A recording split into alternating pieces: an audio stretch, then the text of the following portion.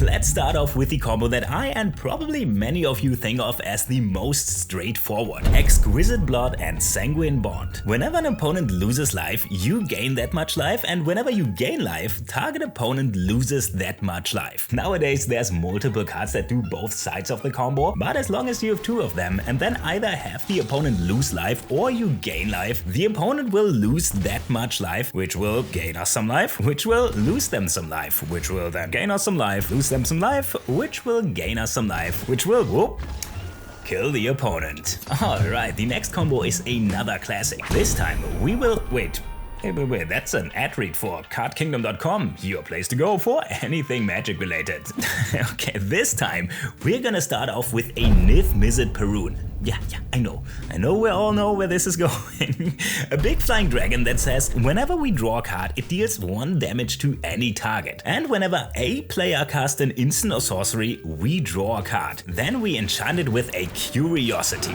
Whoa, wait, damn, remember when Arena had real animations? Curiosity says whenever enchanted creature deals damage to an opponent, draw a card. Now that we got this assembled, whenever we draw a card, cast an instant or sorcery, or if we want to be extra risky, wait for the opponent to trigger it with a spell. We will draw a card. Nif will deal 1 damage to the opponent, which will draw a card with Curiosity, which will trigger the Nif. I mean, do we even need to go through this again? Wait, the opponent has something. Well, too bad. Casting an instant will just trigger the chain reaction again, so yeah, this instant will never resolve, and the opponent is just that. Okay, this next one is so simple. It could have been number 1 on this list, but since we're on Arena, we don't have all the classic pieces to do it. So Hidetsugu's Second Right deals 10 damage to the opponent, but only if they have exactly 10 life. Now, on paper, we could just use the man himself. Heartless Hidetsugu just straight up taps to halves every player's life, and in a 20 life format, that is 10 damage. But to do this on Arena, we gotta be a little more creative. Luckily, Torgar Famine Incarnate will just set the opponent's life total to 10, no matter what life they are at. And look, I even made a video about this combo years ago, so we can just look at this. Also, shout out to the people complaining that my usual videos have too much editing. Here we go. Happy feet, one more combo. Come on.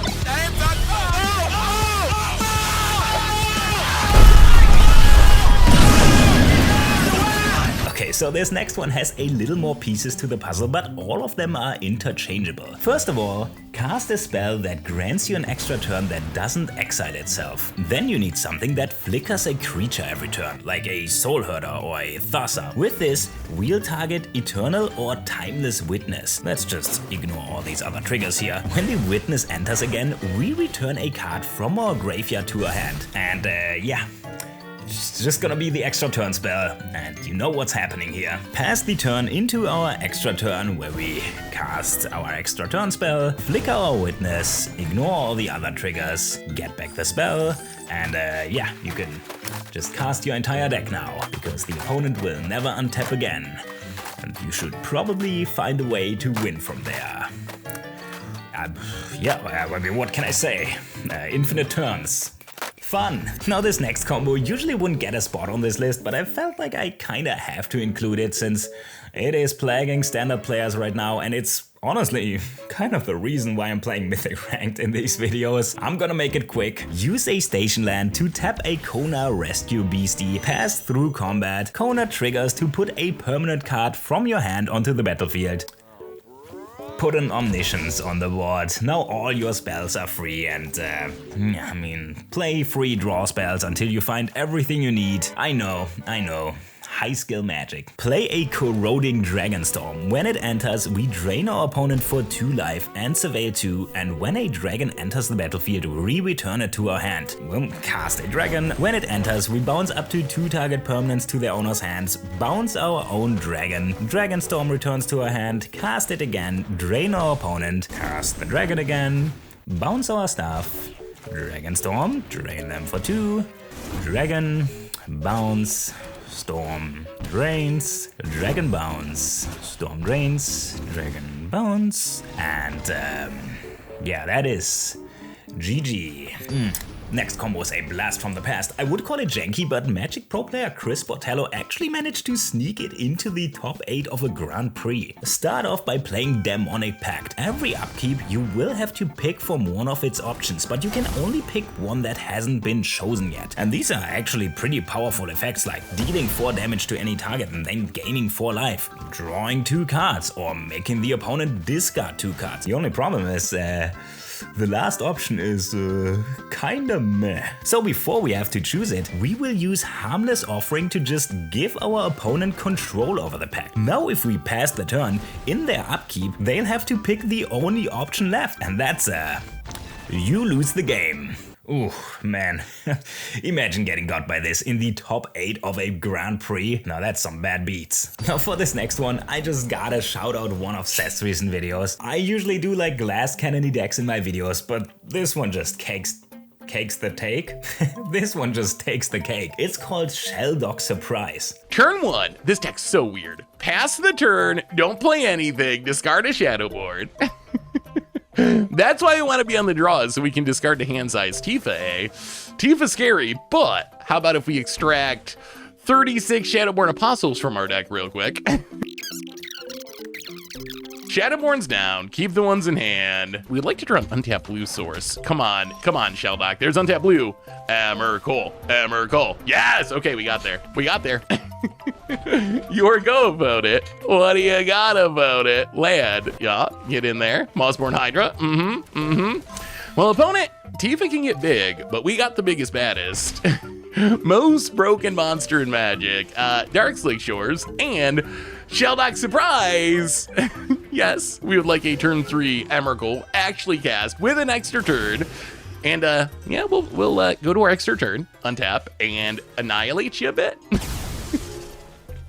It worked! Okay, for this next one, we gotta bend some elements. All 4 elements to be exact. Avatar Ankh says, whenever you water bend, earth bend, fire bend, or air bend, draw a card. Then if you've done all 4 this turn, transform Avatar Ankh. Once it's transformed, spells we cast cost Wooburg less to cast. Now at this point, we're kinda pretty deep in the magical Christmas land part of Magic.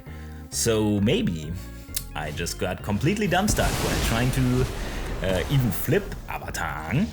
So let's just to show you what I was trying to do, flip it with Moon Mist. Ooh, that's so much easier. Now all spells are kinda free to cast, and we just need a card to abuse this.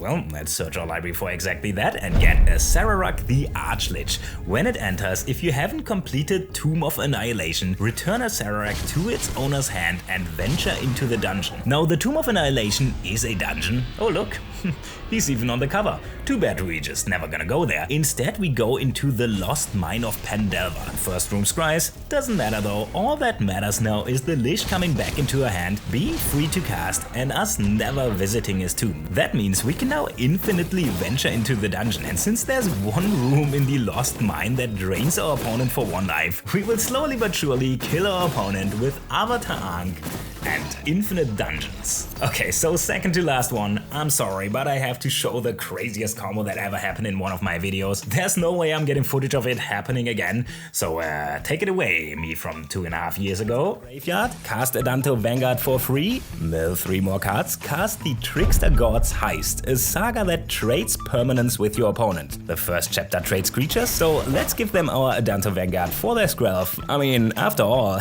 they don't call it a trading card game for nothing. At the beginning of our main phase, the heist triggers again, but let's just decline the trigger to keep our opponent from scooping the game, because we are about to do him real dirty right here. Minus Tamio to return a card from our graveyard to our hand, get a land, play it, cast Emrakul the Promised End. But wait, it costs 13 mana. Well, good thing we have 7 different card types in our graveyard, reducing its mana cost all the way down to 6. When you cast Emrakul, gain control of target player's next turn. After that turn, that player takes an additional turn. They scry with the Tome, draw with the Bankbuster, and I think we just pass the turn here, see what they're gonna do. Opponent creates a might, loses a life, gains a life. They don't have lethal on board quite yet. Moves to combat, only attacks down Tamio. Okay, up to 28 with the lifelink of Skrelv's Hive. Activates it onto Vanguard, pays 4 life to give it indestructible. Oh, and they do it again. And again, but it's already indestructible. But they must be misclicking or something. Oh no, how unfortunate. Well, they almost had us, but then they just throw the game like that? What a shame. Wait, we're already at the last one, and we didn't even see a Labman win yet. And it's gotta be completely ridiculous. Well, here's the most convoluted Labman win I could come up with on Arena. Don't try this at home. Laboratory Maniac says if you would draw a card while your library has no cards in it, you win the game instead. So all we need to do is get rid of our library and then draw a card. Cast a Labman, ignore all these triggers. Full disclosure, this combo is gonna be impossible to pull off in a real game. Not only because Arena will time out, you'll also get a warning for repeating the same action too many times, but anyways, you will need these 3 Planeswalkers. Nicol Bolas' static will grant him all of their loyalty abilities. Chandra can 0 to put a loyalty counter on each red Planeswalker. Now, Bolas can use Jace's -5 to create 2 non-legendary copies of itself. Then use one of the copies to put a loyalty counter on the other one using the Chandra 0. Now the other one has 5 loyalty, just enough to -5, create 2 more copies, and yeah, that is an infinite loop, that is infinite Planeswalkers, and that is step 1 of the combo. Let's go ahead and fast forward until we have more Bolases than we have cards in our library. Pass the turn, and shout out to the opponent for cooperating. Now in our upkeep, Oath of Jace will scry equal to the number of Planeswalkers we control. Since we have more Planeswalkers than we have cards in our library, we can arrange the order of our entire deck. Let's just do this for a second here, and there we go. Whoa, now I guess we know how it looks if you scry your entire library on Arena. Time to get rid of it though. Play The Tale of Tamio, a saga that says mill 2 cards if 2 cards that share a card type were milled this way. Draw a card and repeat this process. And yeah, you can probably guess how we stacked our library. And here we are, library is gone. Now we just need to draw a card with whatever, this Ponder, and that's how you win with a Labman. And all it took was infinite Planeswalkers and stacking your entire library.